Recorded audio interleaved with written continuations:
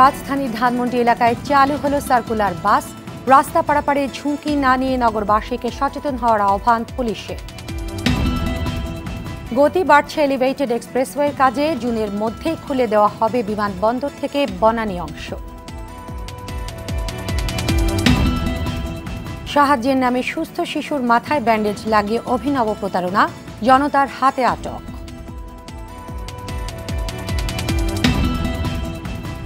এবং কক্সবাজারে র্যাব বিজিবির সঙ্গে কথিত বন্দুকযুদ্ধে নিহত 4।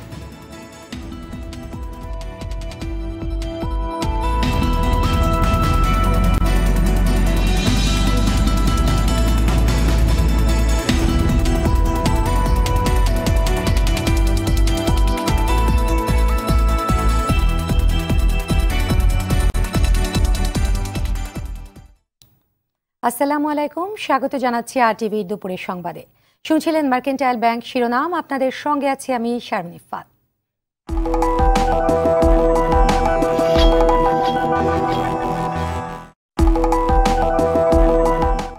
দর্শক, সংবাদের শুরুতেই আমরা যুক্ত হব সহকর্মী খান আলামিনের সঙ্গে।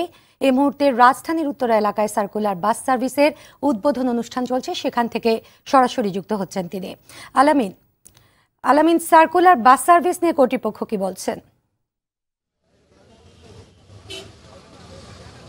শারমিন, আসলে সকালবেলা আমরা দেখেছি যে ঢাকা দক্ষিণ সিটি কর্পোরেশনের মেয়র এবং উত্তর সিটি কর্পোরেশনের মেয়র রাজধানীর কলাবাগানে ধানমন্ডি সার্কুলার বাসের উদ্বোধন করেছিলেন এবং সেখান থেকে দুই মেয়রই এসেছেন রাজধানীর এয়ারপোর্টে, অর্থাৎ এয়ারপোর্টের ঠিক যে গোল চত্বর, সেই গোল চত্বর থেকে একটি বাস সার্ভিসের উদ্বোধন করেছেন। সেটি হচ্ছে বিআরটিসির দোতলা যে বাস রয়েছে, সেই দোতলা বাস। এই বাসটি মূলত এয়ারপোর্ট থেকে রামপুরা হয়ে এবং মালিবাগ হয়ে গুলিস্তান দিয়ে মতিঝিল পর্যন্ত যাবে। এই বাসটির উদ্বোধন করেছেন এবং এখানে মূলত আজকে 4টি বাস এখানে উদ্বোধন করা হয়েছে, দোতলা বাসে।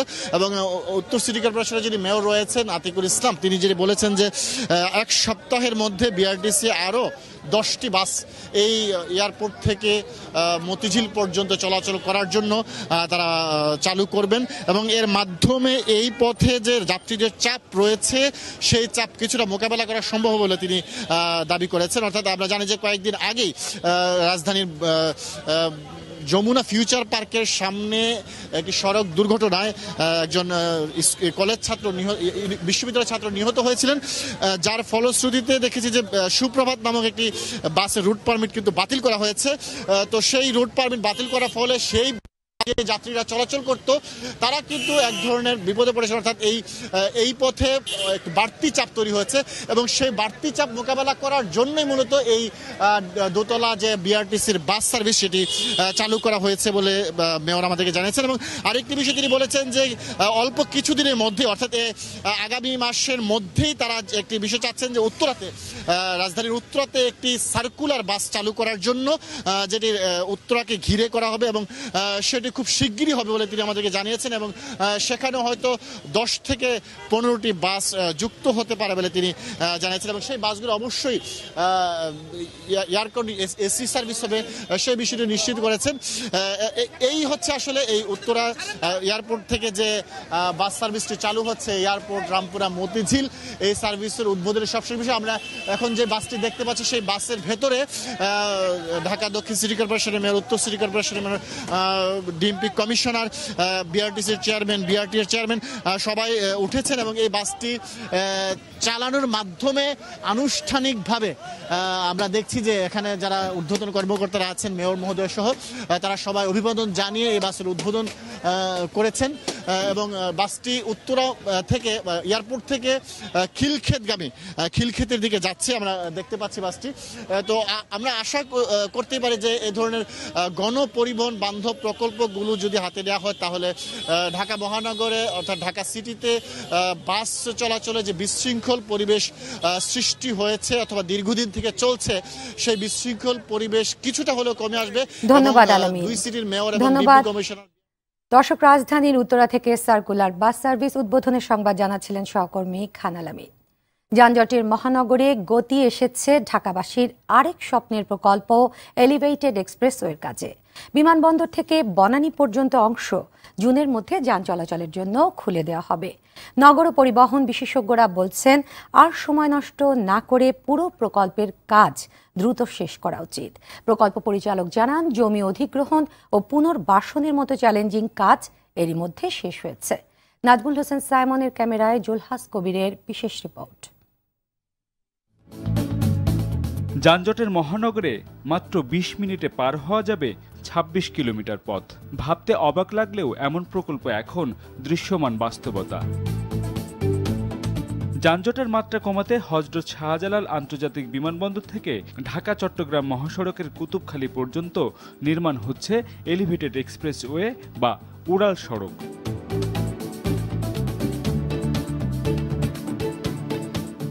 ঢাকা এলিভেটেড এক্সপ্রেসওয়ে নামে এ প্রকল্পের প্রথম অংশ কাওলা থেকে বনানী পর্যন্ত প্রায় ৭.৫ কিলোমিটারের এই অংশে এর মধ্যে পিলার বা পিয়ারের কাজ শেষ হয়েছে শতভাগ। পিলারের উপর প্রতিদিন বসছে আইগার্ডার। এই আইগার্ডারের উপর স্ল্যাব বসানোর পর রাস্তা তৈরি হয়ে যাবে যান চলাচলের জন্য। জুনের মধ্যে সব কাজ শেষ করতে চলছে বিশাল কর্মযজ্ঞ।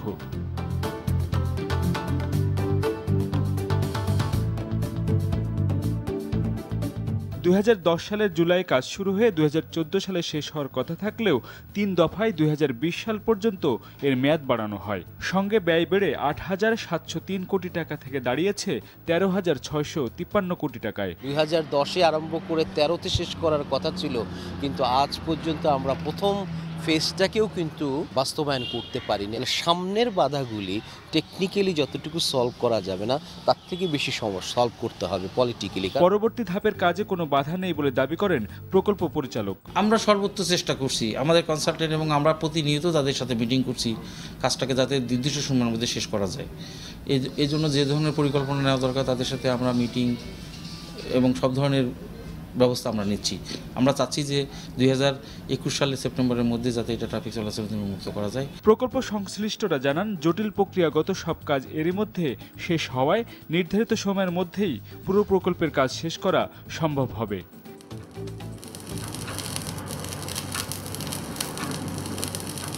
নানা জটিলতায় আটকে থাকা ঢাকা এলিভেটেড এক্সপ্রেসওয়ের নির্মাণ কাজ চলতি বছরের শুরুতে একটু একটু করে দৃশ্যমান হতে শুরু করেছে। আর এই প্রকল্পের কাজ নির্ধারিত সময় শেষ করতে রাত দিন পরিশ্রম করছে এই প্রকল্প সংশ্লিষ্টরা। তারা বলছেন, সরকারের বেঁধে দেওয়া নির্ধারিত সময়ের মধ্যেই প্রকল্পের কাজ শেষ করতে চাই। আর নগর বিশেষজ্ঞরা বলছেন, যদি নির্ধারিত সময়ের মধ্যে এই প্রকল্পের নির্মাণ কাজ শেষ না করা যায়, তাহলে মেট্রো রেলের অন্য যে প্রকল্পগুলো এবং বিআরটি এর কাজ যদি শুরু হয়ে যায়, তাহলে এই নগরে যানজটের মাত্রা আরও বেশি তীব্র হবে। তাই নির্ধারিত সময়ের মধ্যে যে কোনো মূল্যেই এই প্রকল্পের কাজ শেষ করার জোর তাগিদ জানিয়েছেন বিশেষজ্ঞরা। জুলহাস কবির, RTV, কাওলা, ঢাকা। চালকের সহকারীর হাতেই প্রাণ গেল বিশ্ববিদ্যালয় ছাত্র আবরারের। তিনি তখন সুপ্রভাত বাসটি চালাচ্ছিলেন। শুধু তাই নয়, এর আগে বাসটি আরও এক ছাত্রীকে চাপা দিয়ে পালাচ্ছিল। তাকে গ্রেপ্তারের পর সংবাদ সম্মেলনে এমন চাঞ্চল্যকর তথ্য দেয় গোয়েন্দা পুলিশ।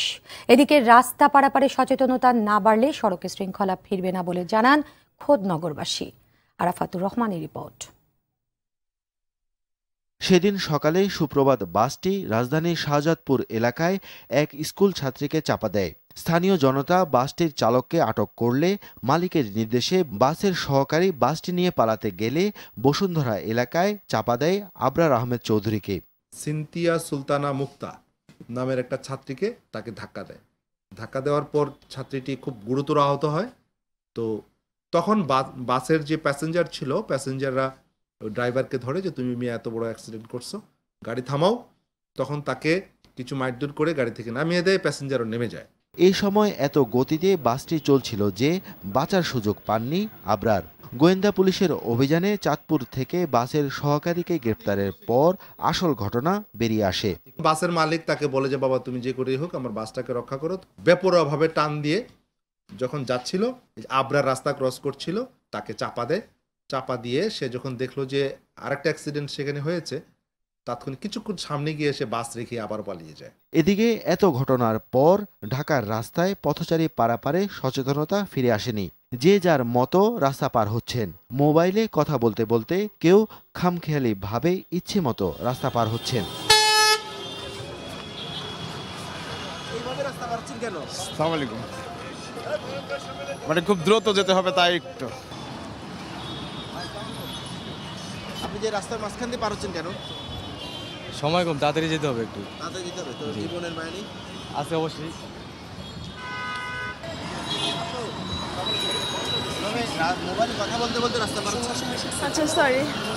রাস্তা পারাপারে সচেতনতা না বাড়লে রাজধানীতে সড়ক দুর্ঘটনায় মৃত্যু থামানো যাবে না বলে বলছেন সচেতন নগরবাসী।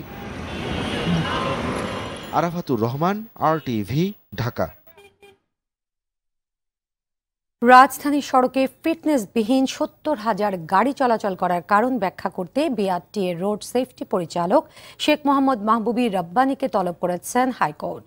আগামী ৩০ এপ্রিল তাকে সশরীরে উপস্থিত হয়ে এর দায় ব্যাখ্যা দিতে বলা হয়েছে। একটি ইংরেজি জাতীয় দৈনিকের প্রকাশিত প্রতিবেদন আমলে নিয়ে হাইকোর্টের বিচারপতি মোহাম্মদ নজরুল ইসলাম তালুকদার ও বিচারপতি KM হাফিজুল আলমের সমন্বয়ে গঠিত অবকাশকালীন বেঞ্চ আজ এ আদেশ দেন। আদালত সূত্র জানায়, রাস্তায় প্রতিনিয়ত দুর্ঘটনা ঘটছে, অপরদিকে ফিটনেসবিহীন গাড়ি চলছে, আবার বিআরটিএ থেকে গত 10 বছর ধরে ফিটনেস সার্টিফিকেট দেওয়া হচ্ছে না। এসব কারণ ব্যাখ্যা করতে হবে ওই পরিচালককে।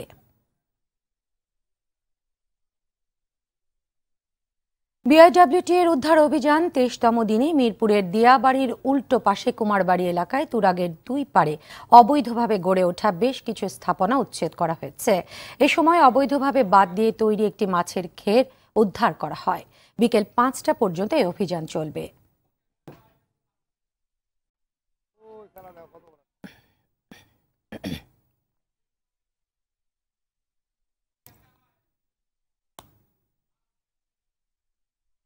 দর্শক, এই মুহূর্তে সাভার তুরাগ তীর থেকে সরাসরি যোগ দিচ্ছেন সহকর্মী শরীয়ত খান। শরীয়ত, আজকের অভিযানে কি পরিমাণ অবৈধ স্থাপনা উচ্ছেদ করা হয়েছে আমাদের জানান। শারমিন, আমি এই মুহূর্তে সাভারের কাউন্দিয়া এলাকায় রয়েছি। এখানে সকাল থেকেই এই এলাকাটিতে বিআইডব্লিউটি এর উদ্ধার অভিযান চলছে।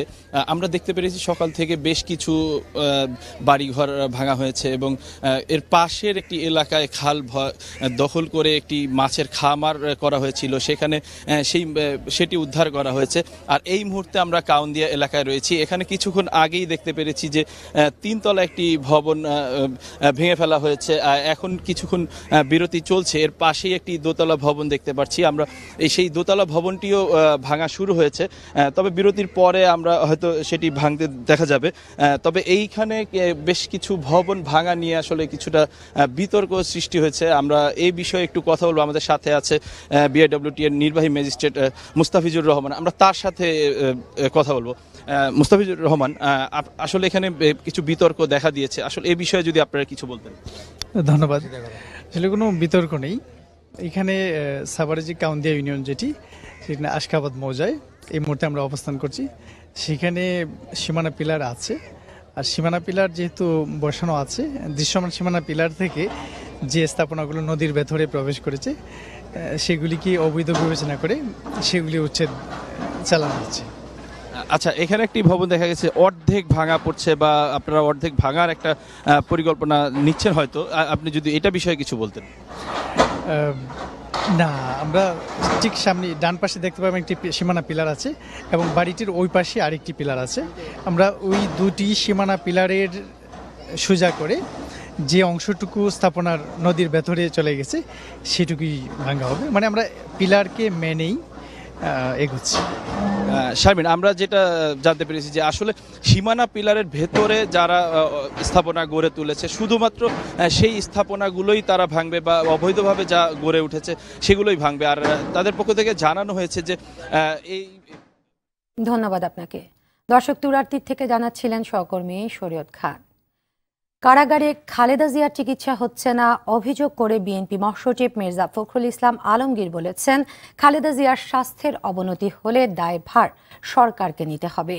সকালে রাজধানী নয়াপল্টনে দলের কেন্দ্রীয় কার্যালয়ে সংবাদ সম্মেলনে তিনি কথা বলেন। মির্জা ফখরুল বলেন, ডায়াবেটিক সহ নানা রোগে আক্রান্ত খালেদা জিয়া জেলখানার ভেতরে চলাফেরা করতে পারছেন না। 3 বারের এই প্রধানমন্ত্রীর চিকিৎসা ব্যবস্থা করতে কারা কর্তৃপক্ষ মনোযোগী নয় উল্লেখ করে তার দ্রুত চিকিৎসার আহ্বান জানান মির্জা ফখরুল।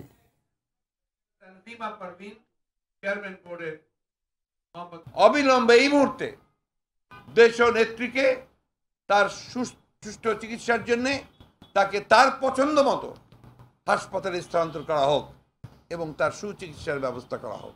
অন্যথায় আমরা আবারও বলছি যে যদি তার স্বাস্থ্যের অবনতি ঘটে এর সমস্ত দায় দায়িত্ব কারা কর্তৃপক্ষ, স্বরাষ্ট্র মন্ত্রণালয় এবং সরকারকেই বহন করতে হবে। স্বাধীনতা দিবসে বিএনপি মহাসচিবের বাংলাদেশকে ব্যর্থ রাষ্ট্র মন্তব্য করার কড়া সমালোচনা করলেন তথ্যমন্ত্রী ডক্টর হাসান মাহমুদ। বাংলাদেশ প্রেস ইনস্টিটিউটে বাসসের জেলা পর্যায়ের সাংবাদিকদের কর্মশালার উদ্বোধন অনুষ্ঠানে তিনি কথা বলেন। তথ্যমন্ত্রী আরও বলেন, মির্জা ফখরুল ইসলাম একজন ব্যর্থ মহাসচিব। আওয়ামী লীগ সরকারের উন্নয়ন দেখে বিএনপি ঈর্ষান্বিত বলেও মন্তব্য করেন তথ্যমন্ত্রী।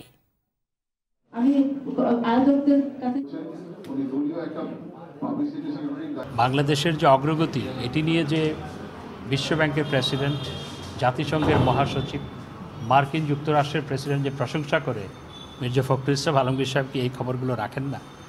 বাংলাদেশ আজকে শেখ হাসিনার নেতৃত্বে বঙ্গবন্ধুর স্বপ্ন পূরণের পথে দরিদ্র দেশের তালিকা থেকে উন্নীত হয়ে আজকে বাংলাদেশ মধ্যমায়ের দেশ, নিম্ন মধ্যমায়ের দেশে রূপান্তরিত হয়েছে।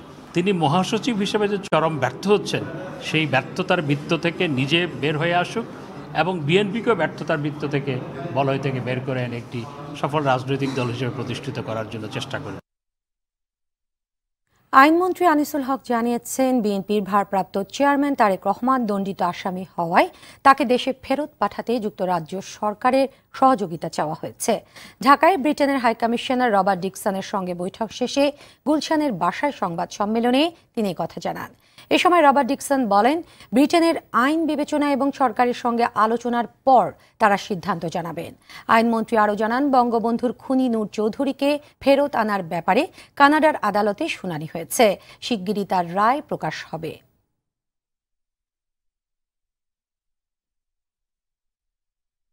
টাকা আদায়ে অভিনব প্রতারণা। ব্রেন টিউমারের কথা বলে সম্পূর্ণ সুস্থ শিশুর মাথায় ব্যান্ডেজ লাগিয়ে প্রতারণা করে মানুষের কাছ থেকে টাকা আদায় করেন এক নারী। সম্প্রতি রাজধানীর ধানমন্ডি লেকের রবীন্দ্র সরোবরের পাশে এমন প্রতারণা করতে গিয়ে ধরা পড়েন। পরে জানা যায়, দীর্ঘদিন ধরে শিশুদের ব্যবহার করে এমনটি করছেন তিনি। এআর বাদলের রিপোর্ট। সকাল 7:30, সবাই যখন প্রাতঃভ্রমণে ব্যস্ত, তখন এক নারী সবার দয়া পেতে মাথায় ব্যান্ডেজ করানো শিশুকে কোলে নিয়ে বসে আছেন। পাশে লেমিনেট করা কাগজের লেখাটা মোটামুটি এমন: মেয়ের ব্রেন টিউমার, অপারেশন করা হয়েছে, এখন চিকিৎসার জন্য প্রতিদিন 1800 টাকার ইঞ্জেকশন লাগে। স্বামী রিক্সা চালক হওয়ায় চিকিৎসার খরচ বহন করা সম্ভব হচ্ছে না, তাই সাহায্য প্রার্থী। মেয়েটিকে দেখে কম বেশি সবারই মায়া লাগছে, তাই টাকাও জমা পড়ছে প্রচুর। একসময় কয়েকজনের সন্দেহ হলে নারীটিকে চ্যালেঞ্জ করেন, তবে অভিযুক্তের জোরালো দাবি বাচ্চার অপারেশন হয়েছে এবং সে সত্যিই অসুস্থ। ডাক্তারের কাছে আপনি নিয়ে যে খুলে দেখতে পারেন, বাচ্চার ব্রেন টিউমার হচ্ছে। আমিও বলি, আপনি আমার কাছে ডাক্তারের কাছে নিয়ে যে আপনি পুরোটাই খুলে দেখেন। আপনি যদি সন্দেহ লাগে তাহলে আপনি পুলিশের কাছে আমার দিয়ে। কিন্তু নাছোড়বান্দারা ব্যান্ডেজ খোলার উদ্যোগ নিলে বাধ্য হয়ে সব স্বীকার করেন। পেটের সন্তানকে দিয়ে এমন প্রতারণা, বিষয়টি অবাক করে সবাইকে।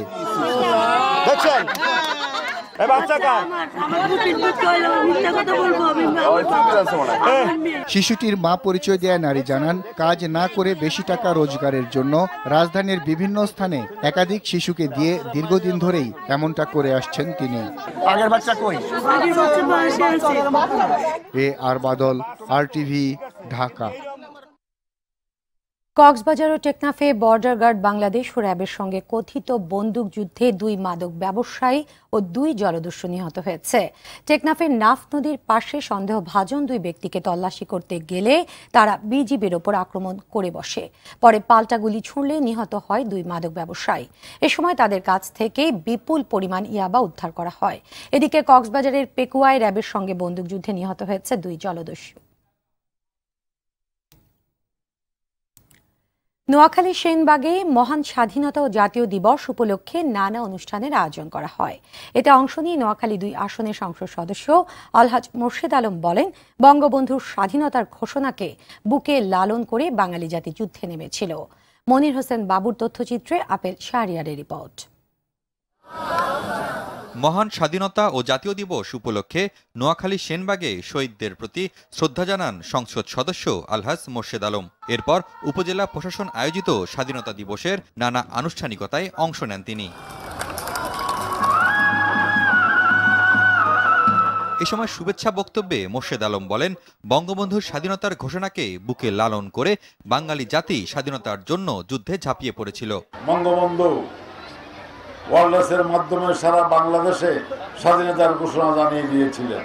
রক্তের বিনিময়ে আমরা স্বাধীন সার্বভৌম একটা দেশ পেয়েছি। মাননীয় প্রধানমন্ত্রী শেখ হাসিনা বাবার দেওয়া দেশ 10 বছরে বাংলাদেশ বিশ্ব দরবারে অনেক দূর এগিয়ে নিয়ে গেছেন ওনার নেতৃত্বে। আজকে বাংলাদেশ সুখী সমৃদ্ধশালী ধনী একটা রাষ্ট্রে পরিণত হয়েছে। পরে উপজেলা মুক্তিযোদ্ধা সংসদ আয়োজিত স্বাধীনতা ও জাতীয় দিবসের আলোচনা সভায় যোগ দেন সাংসদ মোর্শেদ আলম। আপেল শাহরিয়ার, RTV। শেষ করছি দুপুরের সংবাদ, তার আগে মার্কেন্টাইল ব্যাংক শিরোনামগুলো আরো একবার।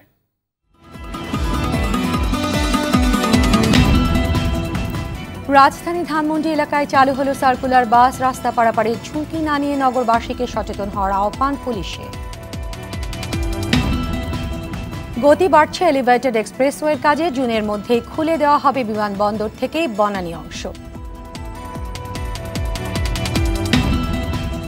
সাহায্যের নামে সুস্থ শিশুর মাথায় ব্যান্ডেজ লাগিয়ে অভিনব প্রতারণা, জনতার হাতে আটক।